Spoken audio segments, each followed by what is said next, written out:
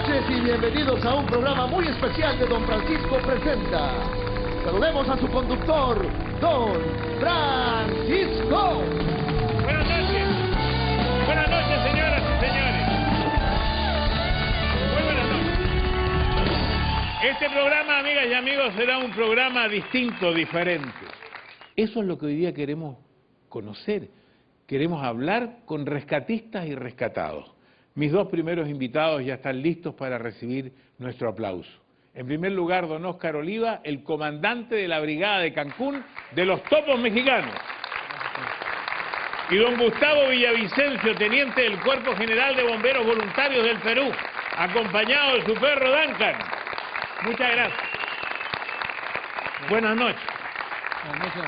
Gracias por ayudarnos a aprender, a recorrer y a comprender la situación que viven las personas en momentos de crisis, como es un terremoto o como es una situación de rescate. Antes que me cuente su historia, quiero decir que usted era un Boy Scout en el año 1985, cuando fue el terremoto de México. Así es. Y que tuvo la oportunidad de ayudar en el rescate, pero como murieron otros Boy Scouts en las réplicas, ustedes después fueron ya retirados para otras actividades, pero siempre le quedó la idea de ser rescatista. Así es, la admiración por estos señores que hacían rescate.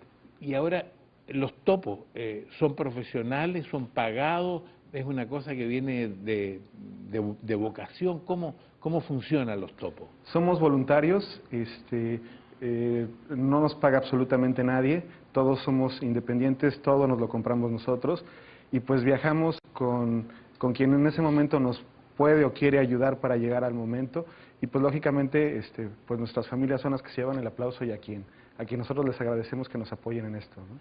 Ahora, usted ha estado en varias partes del mundo haciendo rescate.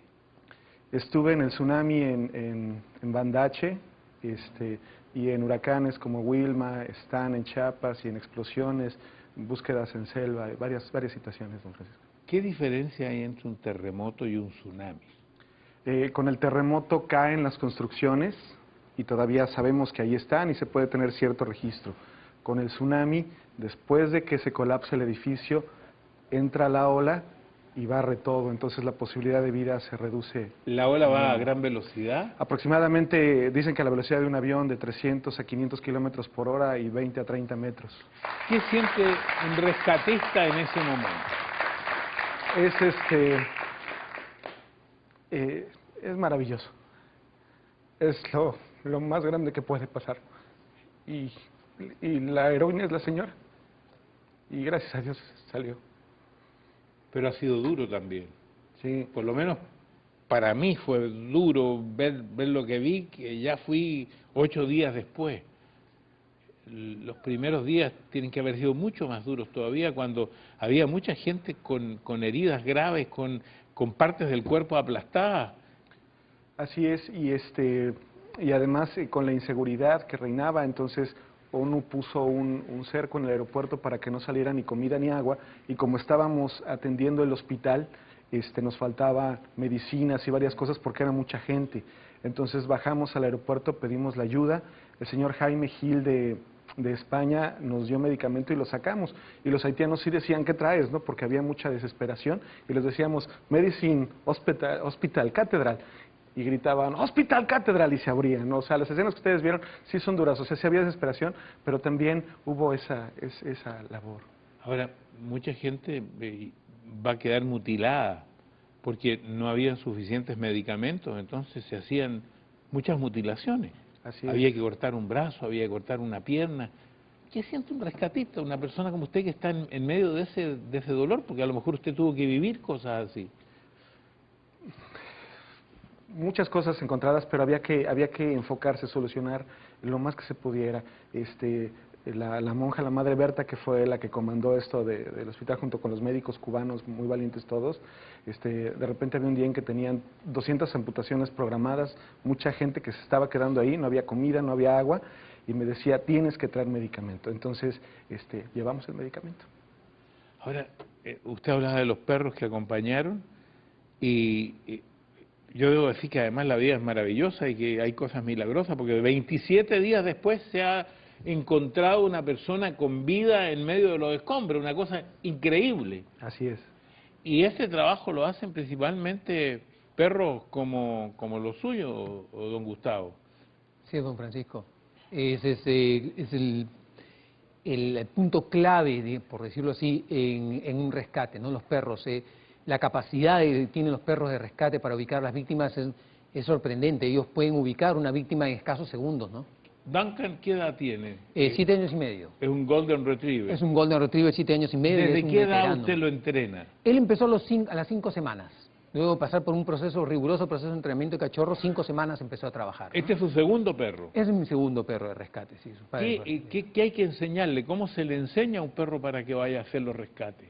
Tiene muchas condiciones. Primero, le debe encantar estar con el ser humano. Debe preferir el ser humano Es una de las características del Golden Retriever. De las razas, claro. Debe preferir el ser humano a juguetes, a comida, a cualquier otra distracción, ¿no? Animales, otra cosa, ¿no? El ser humano para él es lo más importante, ¿no? Desde cachorros. Este perro, en su récord, no sé si se maneja un récord, tiene una cantidad de personas que él ha rescatado.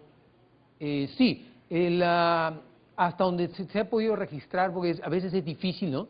Él tiene 7 personas con vida y 74 cadáveres ubicados, ¿no?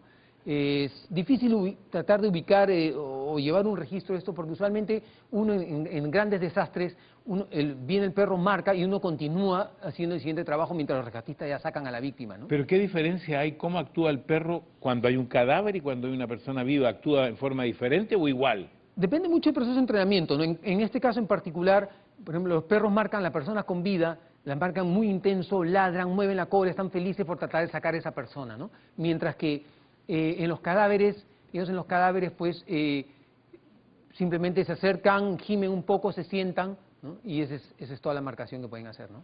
¿Usted siente sensaciones similares a las que él dice que siente cuando encuentra a una persona, cuando puede producir un rescate positivo? Y sí, por supuesto, es una sensación difícil de explicar, ¿no? Es una sensación de satisfacción, de alivio,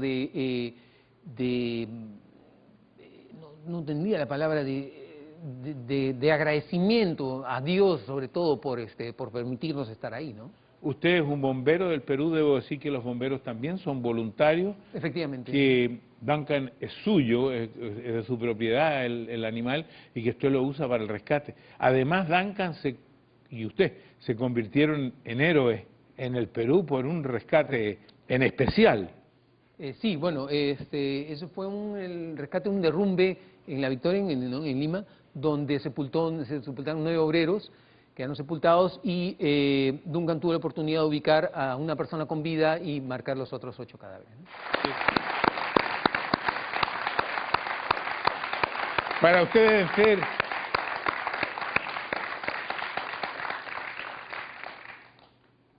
Sí, bueno, es un emocionante tema la muy imagen. emocionante la imagen, ¿no? No la había visto, no había tenido oportunidad de verla. Usted salvó a don Richard Nina. Efectivamente, a Richard Nina Paucracia.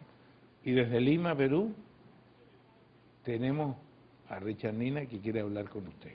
Richard, buenas noches, muchas gracias por conversar con nosotros. Buenas noches, don Francisco, ¿qué tal? ¿Cómo está? ¿Cómo está? Don Gustavo, ¿qué tal? Buenas noches. Richard, ¿cómo está? ¿Qué tal?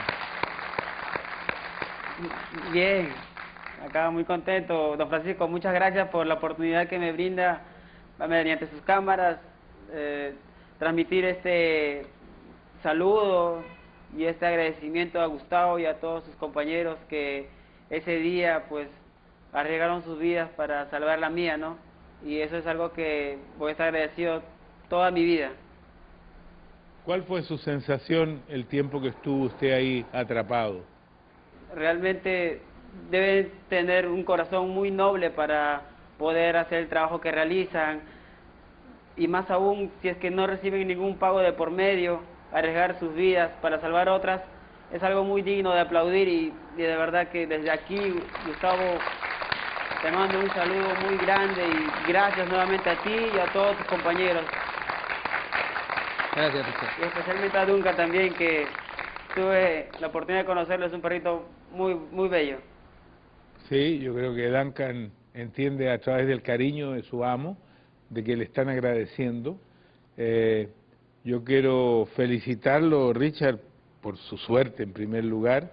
Quiero felicitar a Gustavo y a Duncan, y con esto quiero demostrar y homenajear al mismo tiempo a todos estos animales y a todos estos rescatistas que han trabajado en estas tragedias ahora último a través de este aplauso. Muchas gracias, Richard, por haber estado con nosotros. Luego en el programa...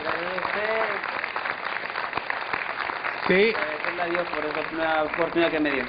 Muchas gracias. Luego en el programa vamos a tener a un médico que tuvo la oportunidad de salvar más de 20 bebés prácticamente recién nacidos. Vamos a tener el testimonio de un hombre que estuvo 96 horas atrapado en medio de los escombros, que se siente. Estábamos conversando con don Óscar Oliva, el comandante de la brigada de Cancún de los Topos Mexicanos, don Gustavo Villavicencio, teniente del Cuerpo General de Bomberos Voluntarios del Perú, y su perro Duncan. Se incorpora el doctor que rescató a estos 20 niños, el doctor Arturo Chávez, para quien pido un aplauso, del Hospital General de México. Y un médico rescatado, el doctor Francisco Bucio, que estuvo 96 horas bajo los escombros también en este terremoto. Para recordarle a nuestro público, el 19 de septiembre de 1985, durante 90 segundos hubo un terremoto en México. Esto sucedió a las 7:19 horas, en donde en esta avenida que es transitada en una forma importante por la mañana, se siente esta sacudida, pienso que se poncha la llanta del carro, me bajo a ver y lo que veo es los cables moviéndose, de tal suerte que en esa zona en especial no fue tan importante el movimiento, no se sintió con la misma agresividad como kilómetros adelante. ¿Y eso qué lo hace volver a usted al hospital? Yo tenía que dejar a la pequeña en su escuela y de ahí yo regresaba al Hospital General de México. ¿Y por qué usted regresa después entonces al hospital? ¿Usted no deja a su hija porque ve, usted se da cuenta que es un terremoto o no se da cuenta? Pues era simple y sencillamente el ir a mi casa, a donde yo trabajaba, y ver qué había sucedido en este hospital. De tal suerte que cuando yo llego, el personal de seguridad no quería dejarnos pasar, nos decía que era terrible lo que había pasado. Yo me hago hacia atrás, me estaciono, penetro al hospital, y en esta parte que fue donde se cayeron las dos estructuras importantes del hospital, que era la residencia de médicos y la unidad de ginecobstetricia, el verlas desplomada no puede uno entender lo que pasó realmente. Se queda uno pasmado tratando de entender qué es lo que está viendo. ¿Cómo llegan a los niños? Nosotros nos trasladamos a la zona siniestrada. En la residencia de médicos estaban los residentes sobrevivientes tratando de ayudar a sus compañeros. Se escuchaban los lamentos que pedían auxilio, que estaban atrapados y que los sacáramos. Y cuando llegamos, aunque éramos también médicos, los residentes no permitían que nos uniéramos así como que a la respuesta en ese momento. Ellos querían sacar a sus compañeros y de ahí nos vamos a ginecobstetricia. ¿Esos niños estaban recién nacidos?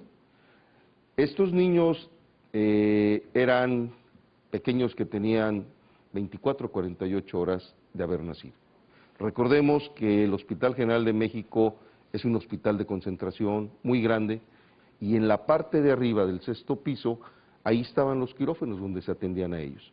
Por lo tanto, cuando nosotros quisimos empezar a accesar, era un edificio de 37 metros y quedó la parte más alta a 10 metros, la parte más baja a 2 metros. Entonces quiero que imaginen lo que eran los espacios confinados que llamábamos. Eran espacios no mayores a 50, 60 centímetros.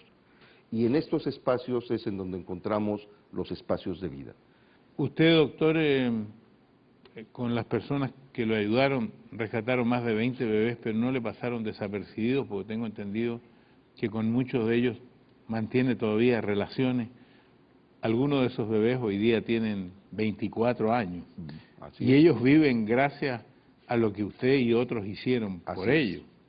Y yo tengo aquí a Francisco Rodríguez. que tiene 24 años, que está en la Ciudad de México y que era uno de esos bebés en el Hospital General de México. ¿Es correcto? Mi ahijado, Chuchín. Así es. Hola, buenas noches. Hola, Chucho. Hola, buenas noches. ¿Qué tal? Buenas noches, gracias por Hola, conversar. don Francisco, buenas noches. Buenas noches, gracias por conversar con nosotros, Jesús. Y usted dice mi ahijado. Sí, claro. Por eso digo, no le pasó eso desapercibido a usted hace 24 No. años. Eso se le quedó en el alma. Eso es algo que no puede uno a veces ni siquiera compartir, eso es algo muy interno, muy satisfactorio. Yo creo que podríamos decir que el día que nos muramos nos vamos a morir a gusto, contentos. ¿Qué le quisiera decir usted a su padrino, Jesús? Bueno, pues realmente no tengo palabras para agradecerle todo lo que significa para mí, ¿no? Y el hecho de que hoy día tengas 24 años, creo que es para aplaudir. Muchas gracias, Jesús, por haber hablado con nosotros. No, Doctor, usted. gracias. Doctor Francisco, usted tiene una experiencia distinta. Usted está debajo de los escombros. Así es. Usted está 96 horas ahí, sin agua, sin comida. Aquí viene la pregunta, ¿qué siente una persona ahí? Porque Primero, yo quisiera traspasarle a nuestro público lo que han sentido millones de personas. primero sientes, pues como todos, una sorpresa. Digo, no sabes lo que va a pasar. De repente se te cae el mundo encima. Como dice el doctor, eran un edificio de 8 pisos, me cayó encima y de repente todo fue oscuridad. No sabíamos exactamente lo que había pasado, porque todo fue instantáneo. El ruido es impresionante. ¿Grita? Con lo que puedes. Yo pegué con piedras en un refrigerador que estaba a mi lado, pegué y grité y a veces sentía que me contestaban, parecía que me contestaban y luego se iban durante horas, ¿no? Bueno, pero aquí hay algo interesante, que su hermano menor participa en el rescate. Él viene con su familia y con muchos amigos a buscarlo. Así es. Y yo quisiera incorporar a su hermano aquí a nuestro programa. Aquí está Ricardo Bucio, para quien pido un aplauso.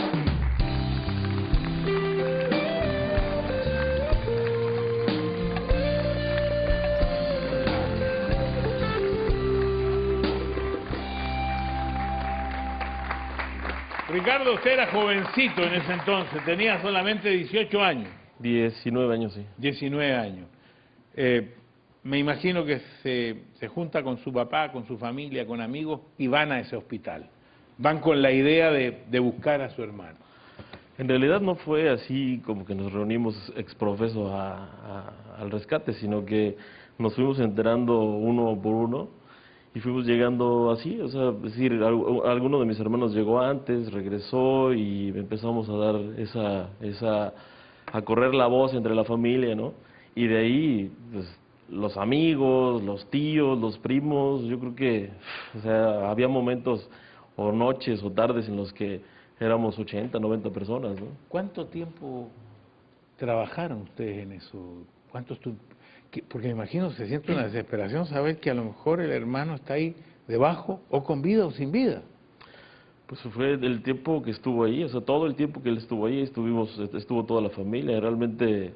¿Los 4 días? Los 4 días completos, claro.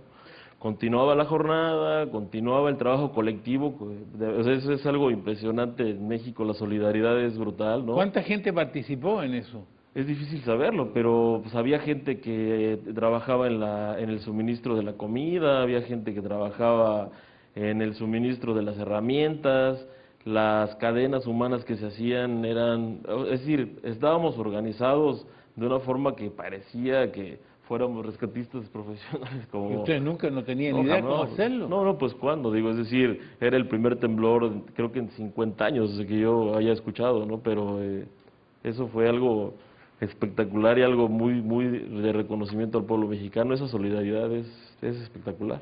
Yo quiero dejar pendiente el momento en que se reencuentra el padre, los hermanos, con su hermano atrapado, que no saben si lo encuentran con vida o sin vida.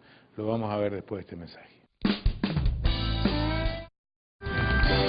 Estamos de vuelta con Rescatado y Rescatista, y durante los comerciales Se me acerca alguien y me dicen, hay que aclararlo, porque yo dije que Óscar Oliva y Gustavo Villavicencio son ad honorem, son voluntarios. Entonces la gente se pregunta, bueno, si son voluntarios no les pagan, entonces ¿de qué viven?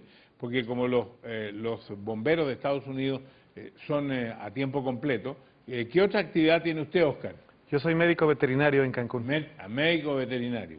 Y así fue además como empezó ayudando a los perros de los rescatistas. Exacto. ¿Y usted qué otra actividad tiene, don Gustavo? Yo soy ingeniero naval, don Francisco. Ingeniero naval. Y también tengo una escuela de perros en particular para entrenamiento de perros, ¿no? Ya, pero entonces esto es voluntario, es en el momento que lo exijan, pero usted tiene otra actividad. Y algo que me faltaba preguntarle a Francisco Bucio. ¿En algún momento, Francisco, usted pierde la esperanza? ¿Usted se deja estar? ¿Usted se entrega? ¿O la adrenalina lo mantiene ahí abajo? La adrenalina me mantuvo todo el tiempo, pero sí hay momentos en que empiezas a desesperarte, a pensar que pues ya nadie va a venir, ¿verdad? Y digo, ya al cuarto día ya me empezaba a quedar dormido hasta que oí la voz de mi hermano el mayor, que fue lo que realmente me... ¿Qué siente cuando escucha la voz de su hermano? Pues ya era como, casi como si pues ya llegaron, pues sáquenme por favor, ¿no? Porque, ¿verdad? ¿Y para usted? Para usted, Ricardo, creo que tiene que haber sido un momento inolvidable en toda su vida. Sí, definitivo. Sí, es decir, el momento en el que mi hermano el mayor encuentra a Francisco es un momento en el que, de hecho, pues, cuando se encontraba un bebé, ya sea en ginecobstetricia o en la residencia, todas las máquinas paraban, ¿no? O sea, ahí decían, encontramos a alguien vivo, paren todo para poder escuchar.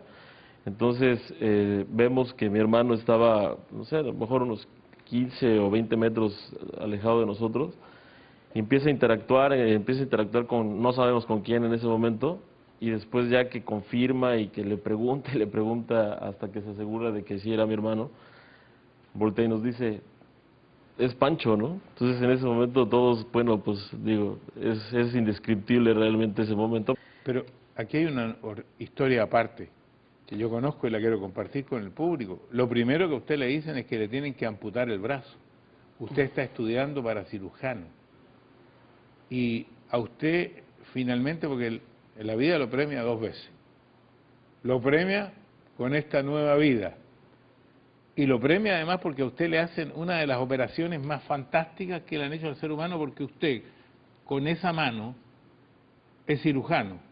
Y esa mano tiene varias partes de su cuerpo, porque es un injerto esa mano. Así es. Usted perdió la mano, se la injertaron. Así es. Perdí 4 dedos de la mano derecha. Yo estaba estudiando cirugía plástica. Yo sin dedos prácticamente ya había perdido la carrera.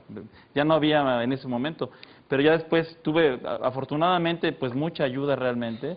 Y tuve la manera de contactarme con el mejor cirujano plástico del mundo, con el doctor Harry Bonnke, que fue es el padre de la microcirugía.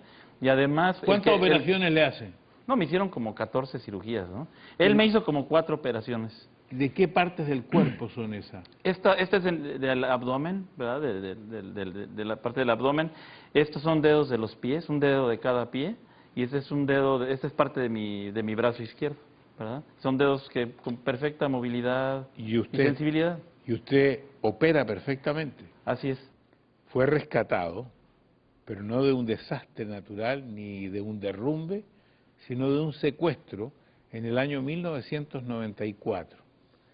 Después de haber estado 17 días secuestrado por la guerrilla en Colombia, es rescatado por el ejército de su país y hoy además es un destacado rescatista él mismo. Así que los aplausos son para el periodista colombiano Ervin Hoyos.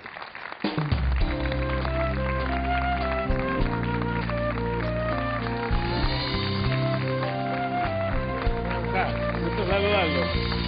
Asiento. Usted ha escuchado varias historias que son muy distintas a la suya. Impresionante. El desastre suyo ocurre porque usted lo secuestran. No sé por qué lo secuestran. Por ser periodista, porque la guerrilla en esa época secuestraba a periodistas para devolverlos con mensajes subversivos al gobierno, a la opinión pública. Y se lo llevan a la selva. Me sacaron de la radio y me llevaron a la selva 5 horas de carretera en vehículo y luego 3 días caminando entre la selva, en la cordillera central, departamento del Tolima. ¿Es verdad que usted al caminar en la selva pierde sus zapatos, se rompen y tiene que caminar descalzo? ¿Y usted no está acostumbrado a caminar descalzo ni en una calle pavimentada? Me hacen caminar sin zapatos y subiendo un peñasco me rodeé y en la angustia por no dejarme caer al abismo se me arrancaron las uñas de los pies. Ahí. Con un dolor tremendo. Pues yo pegué un grito que hace que ellos me patean para que me callara porque el ejército venía atrás de nosotros, persiguiéndonos. Y a partir de ahí pues inicia mi calvario en medio del secuestro. Creo que lo más fuerte fue haber caminado sin zapatos, luego me hacen meter por un río porque yo dejaba sangre en las hojas y eso eran pistas para el ejército, entonces me hacen caminar por una cañada arriba, y entonces imagínese el agua, me empiezo a infectar porque son aguas turbias, aguas de lodo, y viene pues todo el proceso de internarme ya a la cordillera en las partes altas, la persecución del ejército. Hay un momento crítico en donde uno de los guerrilleros que me va empujando, porque yo no era capaz ya de caminar, cuando él me está empujando, yo volteo a mirarlo y veo que el pecho le explotó, y al momento ya escucho el tiro. Desde el otro lado del cerro, el ejército que nos venía persiguiendo, le dispara con una M60, le pega el tiro por la espalda y le explota el pecho. Y yo pues iba vestido también de camuflado, o sea que la deducción mía era cualquiera de los dos pudo haber muerto porque el ejército o el soldado que disparó desde el otro lado no iba a diferenciar quién era el secuestrado y quién era el guerrillero.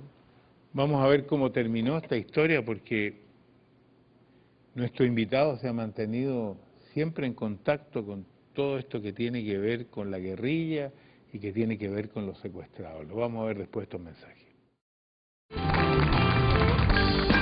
Este ha sido un programa distinto, rescatista y rescatado. Estamos con don Ervin Hoyos en el momento en que la persona, el secuestrador, recibe en su pecho una bala, cae por supuesto muerto por eso y usted arranca, porque me imagino que esa bala viene de parte del ejército. Claro, viene de parte del ejército que buscaba rescatarme, continuamos corriendo entre la selva y así pasaron en esas condiciones los 17 días. Hay un momento en que yo me desangro, pierdo ya mucha fuerza y me caigo, ellos vuelven y me patean y entonces un guerrillero se acerca y me dice, si no se levanta, lo matamos. Entonces cuando yo lo alcé a mirar, el fusil de él estaba así muy cerca de mi cabeza. Entonces yo saqué la mano y me agarré del cañón del fusil y me lo puse en la cabeza y le dije, por favor, máteme. Pero era ya un favor que me matara. ¿Usted ya no quería vivir en esas condiciones? No, es muy difícil porque yo igual sabía que me iban a matar como iba la situación. Y era una súplica, era una forma de escapar de ese secuestro. Y llega el comandante y dijo, no lo vayan a matar. Él antes ha resistido mucho y me dejó descansar, pero luego nuevamente la persecución hasta el día 17, que ya se presenta un combate desde las 2:30 de la madrugada y sobre las 5 de la madrugada ya quedé yo en poder del ejército que pues me sacan.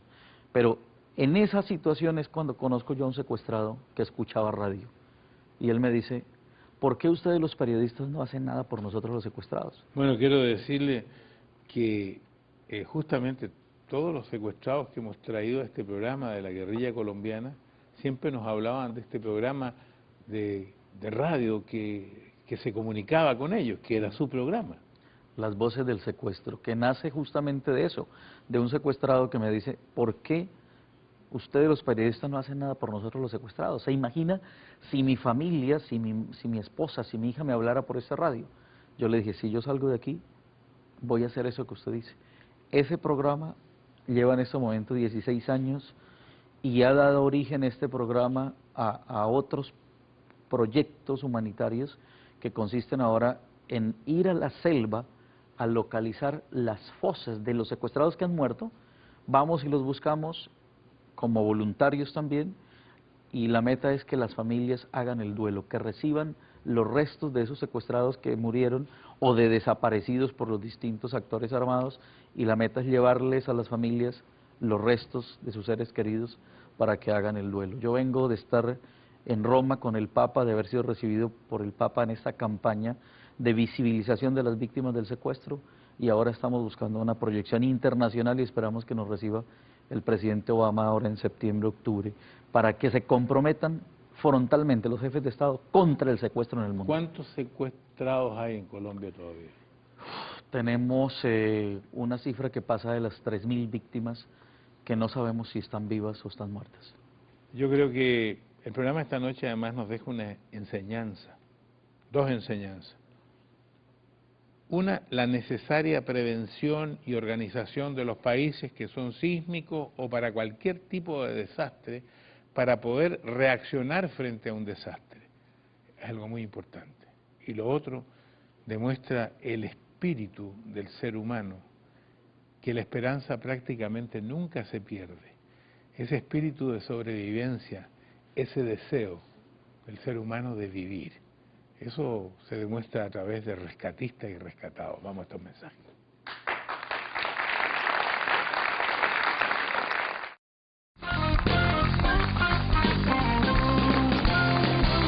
Estas imágenes de Haití nos han sensibilizado y es bueno porque esto de la prevención es muy importante. Hoy día en realidad hemos hecho una mezcla en este programa porque hemos tenido aquí a héroes y a sobrevivientes, además a voluntarios. Yo quisiera felicitar a Óscar Oliva de los Topos y también a Gustavo Villavicencio de los Bomberos, así como a su perro Duncan. Sé que para el doctor Arturo Chávez la vida cambió ese día y él hoy día está relacionado con todas estas materias de rescate. Lo felicito, doctor. Gracias. Lo felicito a usted, Francisco Bucio, por su temple, a su familia porque lucharon por usted, a Erwin Hoyo porque no se olvidó de aquellos a los cuales les prometió ayudar. Y a ustedes, amigos telespectadores, les agradezco, porque al final, simplemente, en pocas palabras hay que decir, todos héroes, rescatistas, rescatados, para todos nosotros, lo más importante es la vida. Hay que cuidarla y protegerla. Buenas noches, gracias.